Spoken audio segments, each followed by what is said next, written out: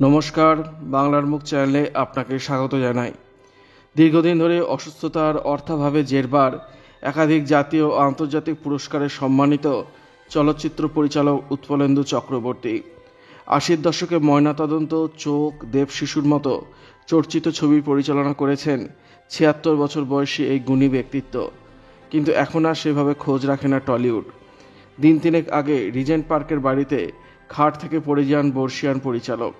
ভেঙেছে কোমরের হাড়, বুকে ও ফুসফুসে রয়েছে সংক্রমণ। আপাতত এসএসকেএম হাসপাতালে চিকিৎসাধীন তিনি। গত ১.৫ বছর ধরে রাজ্য সরকারের তরফে দেওয়া ফ্ল্যাটে একাই থাকেন পরিচালক উৎপলেন্দু চক্রবর্তী।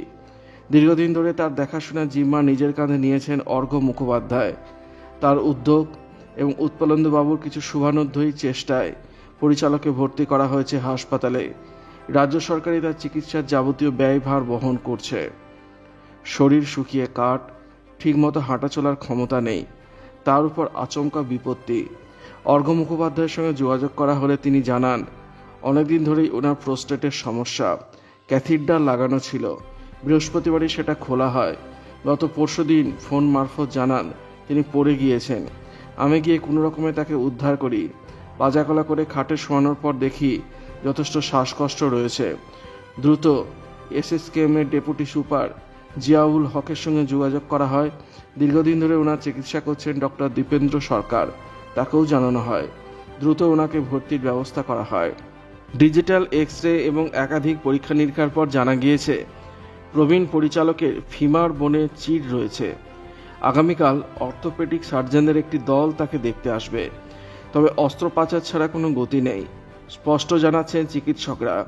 কিন্তু কবে অপারেশন হবে সেই নিয়ে চূড়ান্ত সিদ্ধান্ত হবে বুধবার। পরিবারকে কি পরিচালকের অসুস্থতার খবর জানানো হয়েছে? অর্ঘ্যবাবু স্পষ্ট বলেন, না, কেউ তার খোঁজ রাখেন না। পরিবারকে কিছু জানানো হয়নি। তবে ওনার বৌদি নীলাঞ্জনা চক্রবর্তীকে আমরা জানিয়েছি। রীতা ভরি বা চিত্রাঙ্গদা কিংবা শতরূপা সান্যালকে জানানো প্রশ্ন আসে না, বা আমার কাছে তাদের নম্বর নেই। আমার মনে হয় না উৎপলেন্দুবাবু ওদের জানাতে চায়। গতবার অসুস্থতার খবর নিয়ে অনেক বিতর্ক হয়েছিল। উনি আমাকে ছেলের মতো মানেন। আমাকে বহুবার বলেছেন আমি ওটা ভুলে যেতে চাই। পিতৃত্ব তো ভোলা যায় না, তবে উনি ওই ট্রমায় আর ফিরতে চান না। জ্ঞান রয়েছে। হাসপাতালে বিছানায় শুয়ে পুরনো দিনের স্মৃতি হাতড়াচ্ছেন উৎপলেন্দু চক্রবর্তী।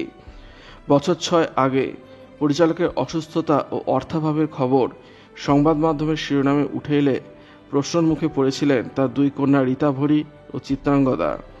রীতা ভরি স্পষ্ট জানিয়েছিলেন উৎপলেন্দু চক্রবর্তী কেবল তাঁর বায়োলজিক্যাল বাবা। দীর্ঘদিন উনি শারীরিক এবং মানসিক অত্যাচার করেছেন শতরূপা সান্যালের উপর। সেই কারণেই ২০০০ সালে বিচ্ছেদ হয় তাঁদের। মায়ের যন্ত্রণার কথা ভুলে উৎপলেন্দু চক্রবর্তীকে তারা কোনোদিনই বাবা বলে মানতে পারবেন না। ভিডিওটি ভালো লাগলে লাইক করবেন, শেয়ার করবেন, কমেন্ট করে আপনার মতামত জানাবেন, আর অবশ্যই চ্যানেলটি সাবস্ক্রাইব করবেন। ধন্যবাদ।